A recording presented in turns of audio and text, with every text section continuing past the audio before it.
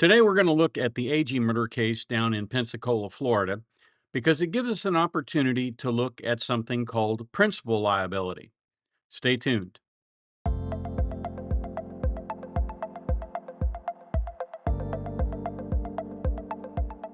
Hi, Tony DeWitt here. I'm a Missouri appellate attorney, retired, and I bring you a fresh perspective on the law without offering any legal advice. So pull up a chair. This is what we're discussing today.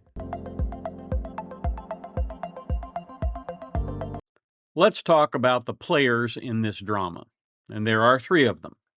The first is Brooklyn Sims. She was the wife of a man by the name of Keith Agee. She apparently wasn't particularly faithful to him. She managed to acquire a venereal disease and pass it along to Keith. Keith became very upset about that, and the rest is sort of history here.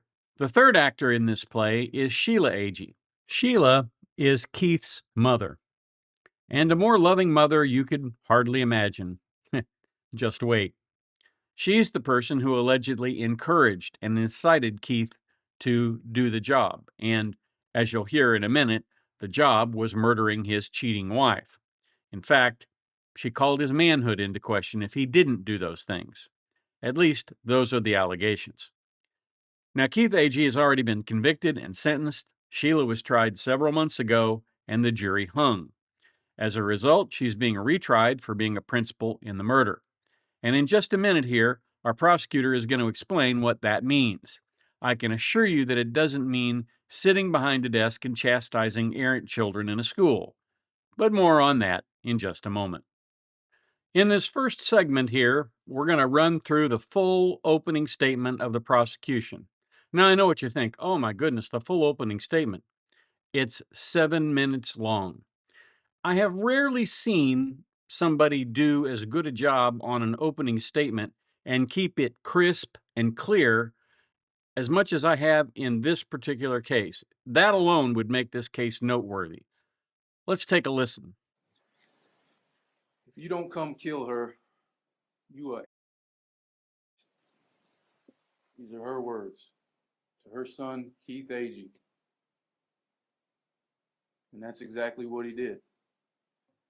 It all started August the 11th in the morning, 2023. Keith Agee, her son, received a phone call from a health clinic. That health clinic told him he had tested positive for an STD. He begins texting his mother, who's at work in Pensacola at the Home Depot. He's blaming the mother of his child, Brooklyn Sims. Brooklyn and Sheila Agee work together. They work for an inventory company. They're based out of Alabama. They were here in Pensacola on that Friday to do inventory at the Home Depot on Davis Highway. Keith Agee gets himself worked up and gets mad about getting an STD. He decides he's going to kill her, kill Brooklyn.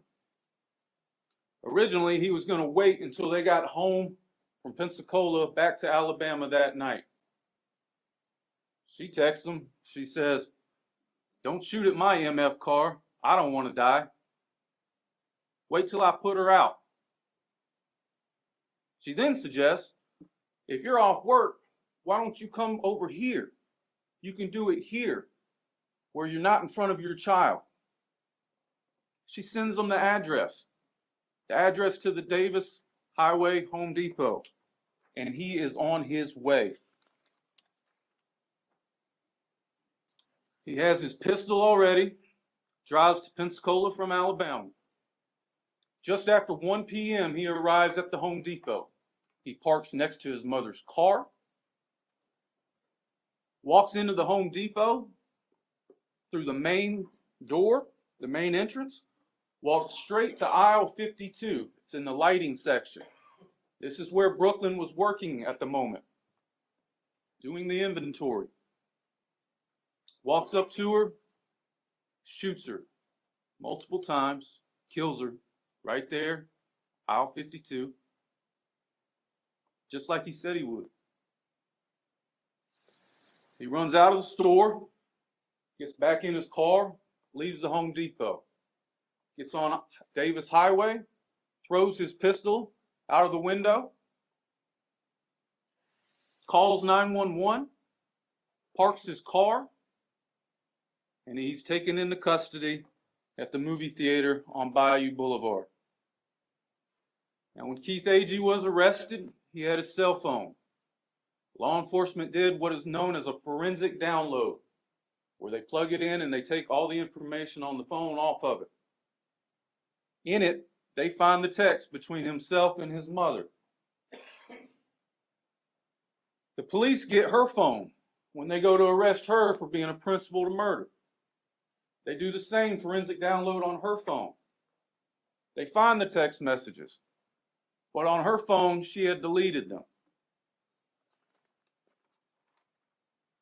Now, you're going to get to see all the texts and hear all the communications between the two.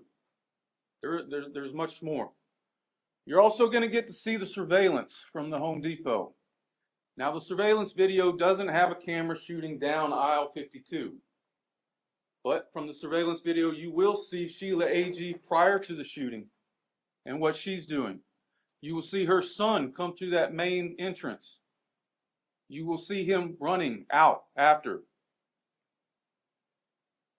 You're also going to hear from the Florida Department of Law Enforcement. You're going to hear from their firearms examiner.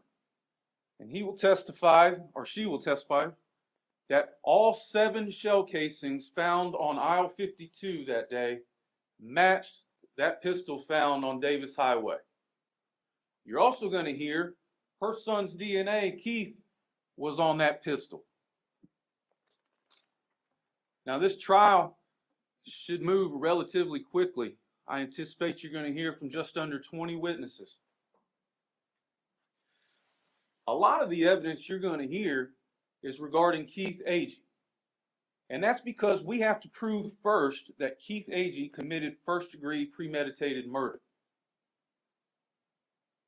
The evidence will show that Keith Agee committed first-degree premeditated murder of Brooklyn Sims. He was the trigger man. Sheila Agee is charged with being a principal to first-degree premeditated murder. We talked about it yesterday, if you remember, principles. And the judge is going to instruct you on this. If the defendant helped another person commit a crime, then the defendant is a principal and must be treated as if she had done all the things the other person did if the state proves beyond a reasonable doubt 2 things. 1, the defendant intended the crime to occur, and 2, the defendant did some act or said some word which was intended to and did incite, cause, encourage, assist, or advise the other to commit the crime. Let me repeat that. Incite, cause, encourage, or assist the other person to commit the crime.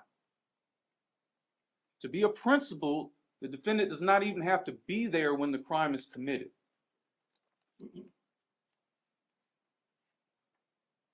The evidence will show that Sheila Agee knew and intended for Brooklyn Sims to be killed. And through her actions and through her texts, she did incite, cause, encourage, assist, or advise Keith Agee to commit first-degree murder. Therefore, under Florida law, Ms. Agee is guilty of being a principal to first-degree premeditated murder. Thank you. It took him 7 minutes to pin the tail on the murderer and sit down. That was pretty good. If only the defense attorney could be as crisp or as clear. The first little bit of his opening statement didn't come off, I think, the way he intended it to.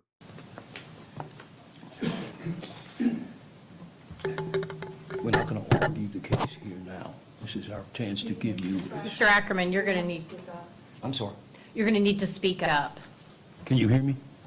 Okay. I was told in advance that I have a tendency to not make myself heard. So please, if I do that, just raise your hand if you can't hear me. Yeah, he kind of got caught up in the whole microphone business there. But you can almost feel sorry for him because it certainly appears that he's trying really hard for his client. Let's continue with a few sections of his opening statement. Why just a few segments? Because he rambles on for 20 minutes.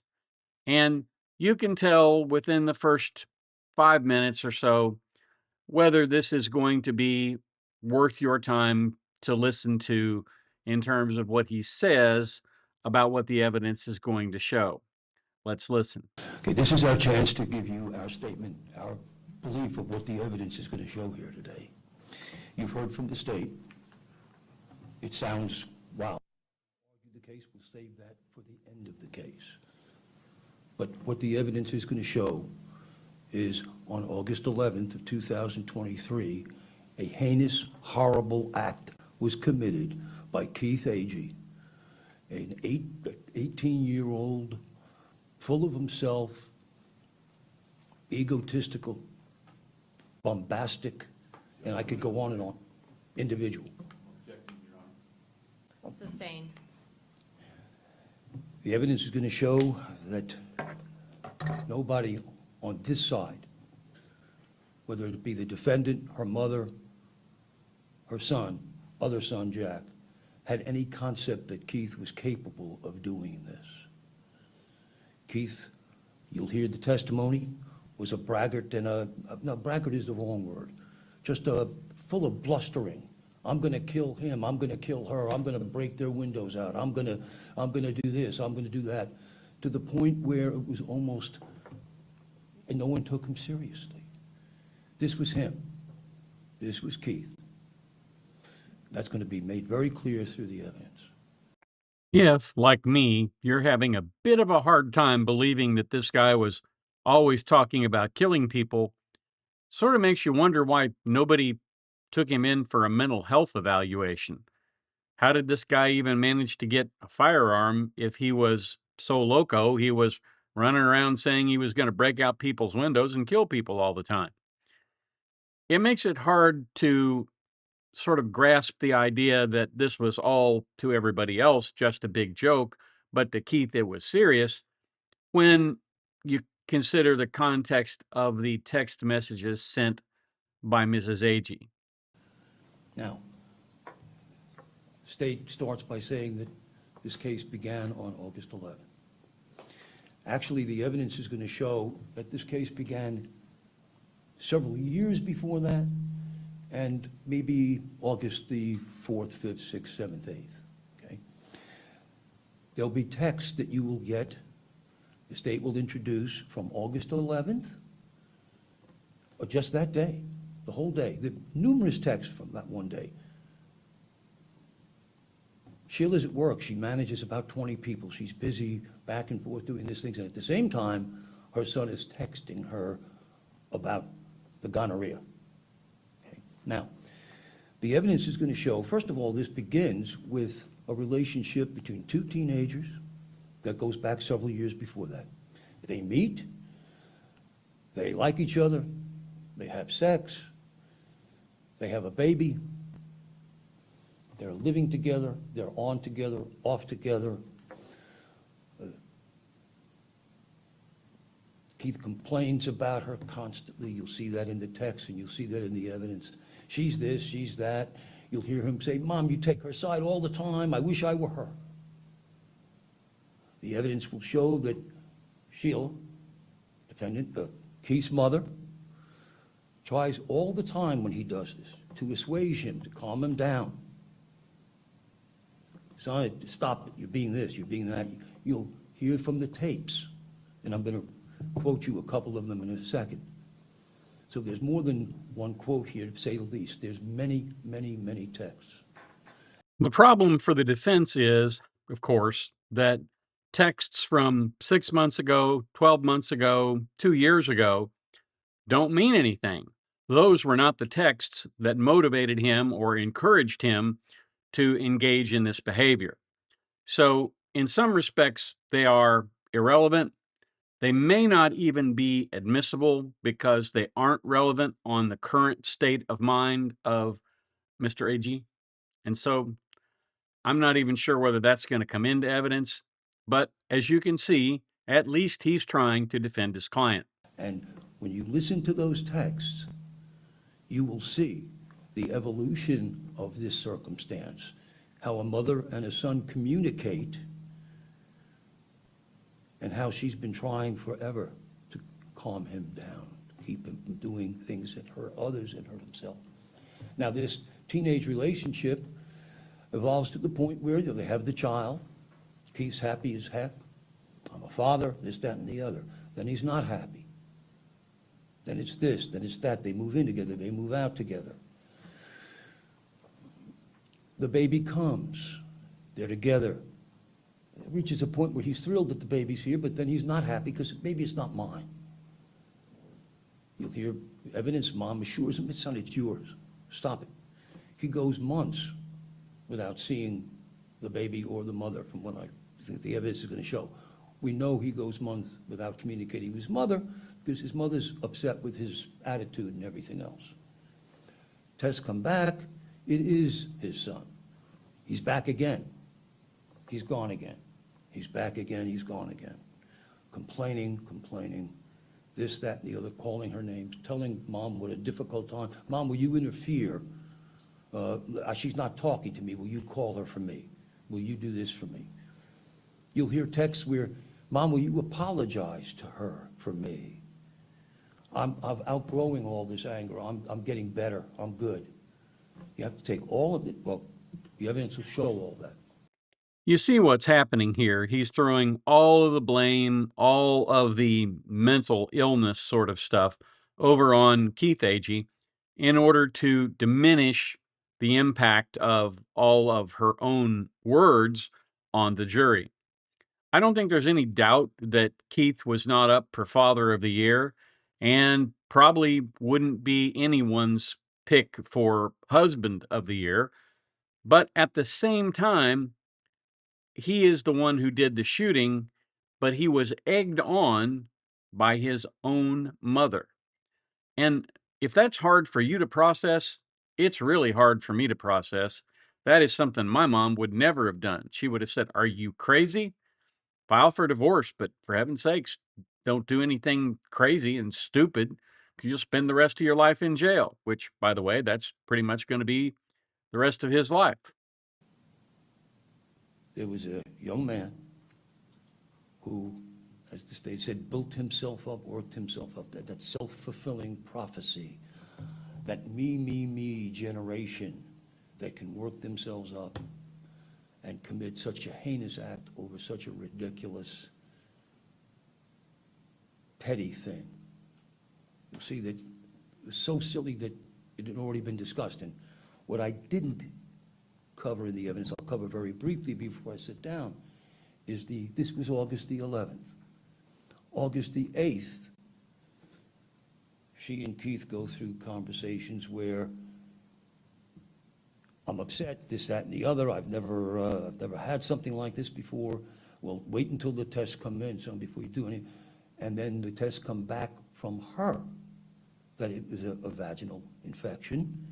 And he's relieved, oh, apologize, Mom, and, I'm sorry, I see how important it is for me to behave because my relationship with Casey, the baby.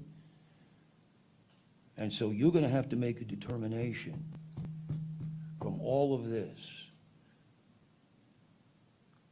What was the intent of Sheila in this? We're sure that when you hear all of that evidence, be very clear to you. Very, very clear to you. Thank you. Now, as you can tell, I shortened that up quite a bit, primarily because nobody wants to listen to a defense counsel ramble on for 20 minutes when the prosecution got everything it needed to get in 7. I think that's something that a lot of attorneys do when they have more or less an indefensible case or a very difficult to defend case. And so they just keep throwing up as much as they can, hoping that something is going to stick. And I can't fault him for that. This is a difficult case. And the text messages that the state has that, by the way, she deleted, those are going to be very, very difficult to explain in a cogent manner to make them seem like, no, she wasn't inviting him to do this horrible deed. It's not one of those situations where I think reasonable doubt is reasonable, but we'll have to see how the jury comes to it. After what happened in the Ali case, I may be out of the business of making predictions, that's for sure. That's what I have for you today. I hope you found it helpful, interesting, or maybe both. If there's a subject you'd like me to discuss, please feel free to send me an email at the address above. If you like what we do, please feel free to subscribe and come on back to the beach tomorrow. I release videos every weekday, weather and work permitting. If you have the opportunity today, do a kindness for your fellow man. It makes the world a better place, one kind act at a time. And now, YouTube has some suggestions for other videos of mine that you might like.